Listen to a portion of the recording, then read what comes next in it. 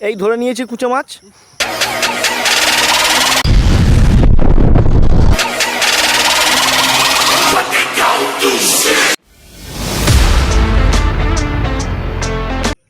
নমস্কার বন্ধুরা, আমি শিকারি প্রসাদ। আজকেও আপনাদের জন্য আর একটা নতুন ভিডিও নিয়ে চলে এলাম। এতদিন আমি আপনাদেরকে অনেক কুচো মাছ ধরে দেখিয়েছি। আজকে কুচো মাছের বাচ্চা ধরে দেখাবো। এই বাচ্চাগুলোকে কত সুন্দর লাগে, এই যে কুচো মাছের বাচ্চাগুলো কত সুন্দর লাগে দেখে নিই। আজকেও বেরিয়ে পড়লাম কুচো মাছের সন্ধানে। তো বন্ধুরা, প্রথমে আমি কুচো মাছ ধরবো, তারপরে কুচো মাছের বাচ্চা আপনাদেরকে ধরে দেখাবো। এইরকমই একটা গর্ত থেকে কুচো মাছ ধরেছিলাম। হঠাৎ দেখছি ওই গর্ত থেকেই হু করে কুচো মাছের বাচ্চা বেরোচ্ছে। তো ভাবলাম আপনাদেরকে দেখাই এই কুচো মাছের বাচ্চাগুলো কেমন লাগে দেখতে। তো এই পুকুর ধারে এসে গেছি। এখানে প্রথমে একটা কুচো মাছের গর্ত আমি খুলে নেব। এই পজিশনে একটা কুচো মাছের গর্ত ছিল। এর আগের বছরে এইখান থেকে একটা কুচো মাছ ধরেছিলাম। তো এই বছরও এসছি, দেখা যাক সেই গর্তটা পাই কি।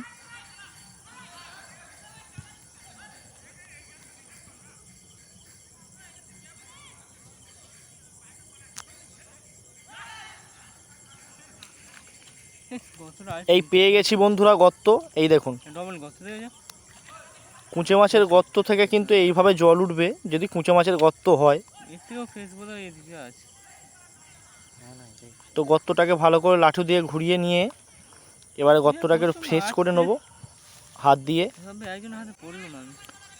হাত দিয়ে একটু ভালো করে জল টেনে পরিষ্কার করে নেব গর্তটাকে, যাতে মাছটা আসতে সুবিধে হয়।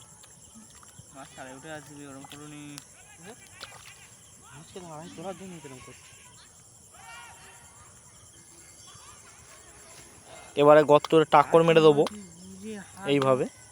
এইভাবে টাক্কর মারলে কি হয়, মাছ কিন্তু তাড়াতাড়ি আসে ও তাড়াতাড়ি টোপ খায়।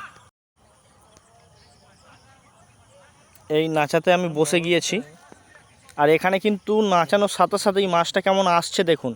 জলটা কিভাবে উঁচু নিচু হচ্ছে বুঝতে পারবেন। এই দেখুন জলটা কেমন ওটা লাভা করছে। এই দেখুন বন্ধুরা, ধরেছে। মানে বেশিক্ষণ সময় লাগেনি, ঠিক মিনিট খানেক নাচানোর মধ্যেই মাছটা এসে ধরেছে। আর কীভাবে কটটা টানছে দেখুন। এই দেখুন, চর করে কটটা টেনে নিয়ে চলে যাচ্ছে।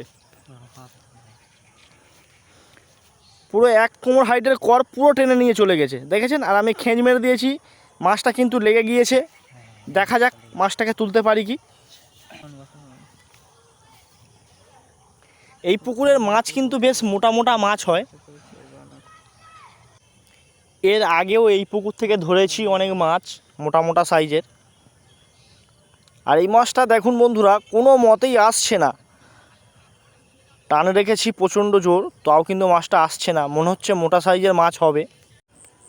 দেখা যাক মাছটাকে তুলি, কেমন সাইজের মাছ। বুঝতে পারছেন কতটা জোরে আমি টান রেখেছি, তাও কিন্তু মাছটা কোনো মতেই আসছে না।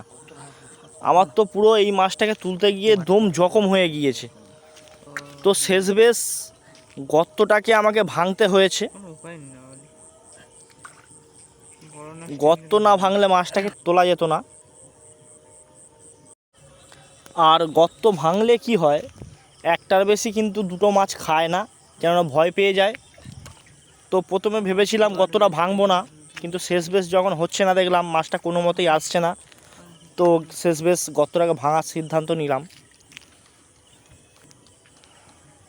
দেখা যাক মাছটা কেমন সাইজের মাছ।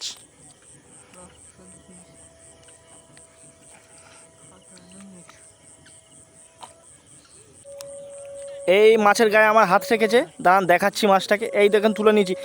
ওই সালা মাছটা শুধু সাইজটা দেখুন বন্ধুরা, একটা মাঝারি সাইজের মাছ, খুব একটা মোটা নয় আর খুব একটা সরুও নয়, মাঝারি সাইজের একটা কুঁচে মাছ। এই দেখুন ধরে নিয়েছি। তো চলুন এবারে আপনাদেরকে এই কুঁচে মাছের বাচ্চা দেখাই। এইখানের একটা গর্ত থেকে আমি কুঁচে মাছ ধরেছিলাম, আর সেই গর্তেতেই অনেক কুঁচে মাছের বাচ্চা ছিল। তো ভাবলাম বাচ্চাগুলোকে আপনাদের দেখাই একবার, এই কুঁচে মাছের বাচ্চাগুলো কেমন লাগে দেখতে।